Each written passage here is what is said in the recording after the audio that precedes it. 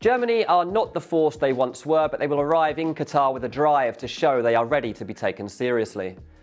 This is an important time for the national team, who host the European Championship in 2024, and they have been steadily improving under manager Hansi Flick. They are 4 times world champions, and even though we remember 2018 as a big disappointment when they failed to make it out of their group, the Jogi Löw era has been put behind them and an exciting future awaits. Flick knows the core of this team from his spell at Bayern Munich and feels like the perfect candidate to restore pride to the nation. This is not a coach who is going to take tactical risks, but he is a man who will put total belief in his players to carry out the plan he believes can carry them to the latter stages of this World Cup. Flick spent years as a backroom figure with Germany and was involved when they won the tournament in 2014, so he knows what it takes to create a good dressing room at this level.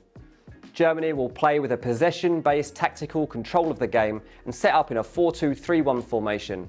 This is not a team that will keep the ball for the sake of keeping the ball, but to progress quickly with an aim to get forward in numbers. You can expect some great pressing tactics from them too. Flick has moved away from a 3-man defence in favour of a back 4, but that does not stop them from using the fullbacks to great effect. David Raum in particular will be used as an attacking outlet in his team. The lack of a number 9 will be noticeable, as there is no obvious goal threat. Instead, the forward players are fluid and share responsibility for goals. Joshua Kimmich is one of the best ball technicians in the game, and his role in this team is largely part of a 2-man defensive midfield pivot with İlkay Gündoğan. There is a belief in some quarters that he may not have the defensive instincts in that position to protect the back line, but what he does have is an unbelievable ability to link up play, pick out passes and lead the rest of the side from the centre of the park. He is a brilliant footballer who will set the tempo for Germany and drive forwards whenever he can. Thomas Müller is the most experienced member of this team, and with Timo Werner missing, his eye for goal is needed. He's the 8th highest scorer in World Cup history and has 44 goals for Germany overall. Flick knows Müller well and will rotate him with the likes of Sané, Musiala and Havertz to try to find a route to goal. Germany qualified at the top of European Group J, 9 points ahead of North Macedonia.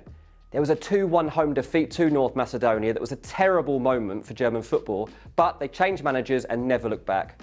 They were actually one of the very first teams to qualify for this World Cup, thanks to a revenge 4-0 win over North Macedonia. The change in mentality has been noticeable. Germany always expect big things.